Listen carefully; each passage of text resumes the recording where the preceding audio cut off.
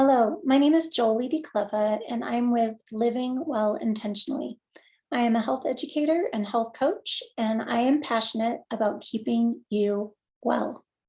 All right, let's jump right in. We are talking today, this is my Lunch and Learn series. A lunch and learn is basically when we talk about really important topics in about as much time as it takes you to eat lunch, 10 or 15 minutes. So we'll jump right in. Today, we're talking about circadian rhythm. We all kind of heard about circadian rhythm. We know that it has something to do with sleep, and you're right, it definitely has something to do with sleep. But did you know that every single cell, every organ in our body actually works on a 24-hour-ish schedule? When we work with our bodies, when we honor our circadian rhythm, it promotes good health, our metabolism, our mood, our sleep, our bones, our HPA axis, that's our hypothalamus, pituitary, adrenal, that triangle, that axis is our stress response. All of those things are in balance when we keep in sync with our circadian rhythm. Now there's something called the suprachiasmatic nucleus, and that is in your hypothalamus, and that's the master clock. That keeps your neural pathways, your hormone pathways or signals rather, it keeps that all coordinated. And to really simplify, cortisol is a hormone of the daytime and melatonin is a hormone of the night. So all of these things we want the right hormones happening during the right time in our 24-hour cycle.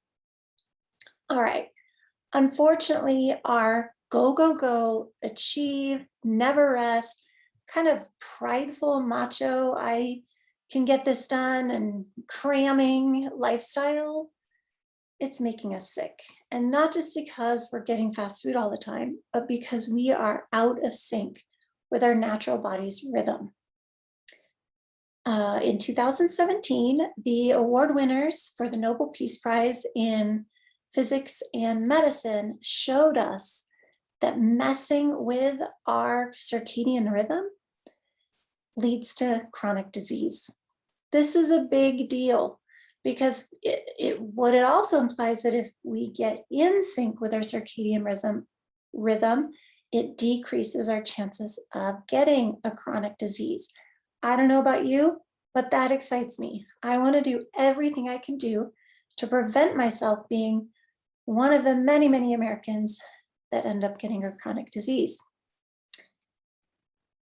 What these scientists did is they actually studied mice, and they took two groups of mice and they fed them the same exact food and the same amount of food. But with group number one, they were allowed to eat anytime, night and day.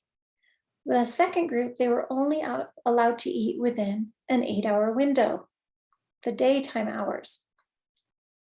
And what they found is even though they're eating the same amount of food, the same exact food, that the group that was allowed to eat day and night, all around the clock, they became fat and those mice became sick. While the other group, while they only ate within that 8-hour window, they were healthy and they were a normal weight. So of course they took the first mice and they put them in the same circumstances to see what would happen if after being fat and sick, if putting them in that 8-hour window of feeding same amount of food, same food, would get them healthy. And you guessed it, it did. They lost weight and they became disease-free. So this is huge because a lot of times we think about circadian rhythm having to only do with day and night, which it does have a lot to do with light and day and night, but it also has to do with food and when we're eating may be just as important as what we're eating. So the combination of light and day and us being awake during the day, being asleep during the night, and us eating within this daytime period helps to put our circadian rhythm in sync. All right. When we mess with our circadian rhythm, we still feel really sick. For example, if you've ever been jet lagged or ever been a night worker and kind of had to switch back and forth, or maybe like me, a mom with a new baby. This is years ago. My babies are grown now, but with new babies, waking up in the night or a sick kid, and you just feel absolutely terrible the next day. It's because you're not working with your circadian rhythm and your cells are going crazy and they don't know when to do what. And it is taking a lot of energy for us to kind of compensate for that. Our mitochondria, you probably remember from high school biology class, are the powerhouse of the cells. And what that means is they turn all the raw material of the food we eat into energy, the energy our body can use and needs to function. So when our mitochondria are out of sync with our circadian rhythm, we have the function of the mitochondria are impaired and we feel sluggish, we feel exhausted. So our energy declines. So these are things that we typically do to mess with our circadian rhythm. We stay up really late. We go back and forth by one day going to bed this time, the next day going to bed 4 hours later. It's like our body's going from LA time zone to New York time zone and back and forth, right? We're never kind of giving our body the clue of when is sleep time, when is rest time. We use a lot of artificial light, especially blue light, and especially right before bed or in the evening.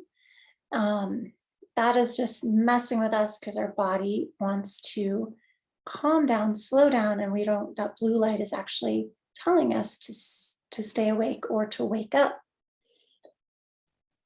We are not exposed to natural sunlight during the day. So sometimes we're literally in our computers and we're focused and we're never outside. We're not getting that natural light. So getting exposure to natural light actually tells our body it's daytime and helps us set that clock in the morning. By eating at all hours of the day, we are not helping to promote that circadian rhythm. And we will feel bad. We will lack energy. Not getting a good night's sleep has very detrimental effects on your health. For example, it increases inflammation, which is the base of all diseases. It depresses your immune system. It promotes insulin and blood sugar dysregulation, and it impairs brain function. So we need to take the pressure off of our bodies, all this pressure that we're taking or using to overcompensate and try to figure out how to work our body in these crazy hours. We don't have to do that. We can learn how to work with our body. We can promote that healthy circadian rhythm. So basically you do that by waking the same day every day. So whether you're working that day or not, you get up at the same time. You don't sleep in. If you need a short nap in the afternoon around 3 or so, take it, but keep it short. What's even better than taking short naps is taking a full rest day, 1 day a week, where you let your body be calm and rested and detached from things.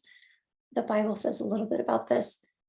Anyway, eating within an 8 to 10 hour window can also promote healthy circadian rhythm. So for example, if you eat your first meal at 10 a.m., then you would not eat again after 8 p.m. You wouldn't eat anything. And if you want to get tight on that and you pull it back even closer to that 8-hour window, that's considered even more ideal. All right, have a wind down routine or use sleep hygiene to have good sleep habits. Maybe you're going to stretch. Maybe you're going to take a bath. Maybe you allow yourself to read a calming book. Using Epsom salts in the bath and essential oils like lavender, all will send a signal to your body that it's time to calm down. And you're not going to use those blue lights for 2 hours before you go to bed. That will help your body, see the darkness, see the calm. You'll have the lights down, all that stuff to promote your body getting ready for sleep. So basically, we want to give our bodies the right signals at the right time. So meditating, daydreaming, anything you can do at the end of the day to settle your mind and keeping that same routine is helpful. When we are in sync with our circadian rhythm, our bodies are in balance, and therefore our hormones and our digestion and our metabolism and our sleep and even the bacteria in our gut, they're all operating optimally. We're helping them to function optimally. So let's stop working against our circadian rhythms and really learn to work with them to live healthy lives and to prevent getting sick, especially those chronic, nasty chronic diseases we don't want. So take care, and thank you again for coming to my Lunch and Learn. You can find me at www.livingwellintentionally.com. Thanks. Bye.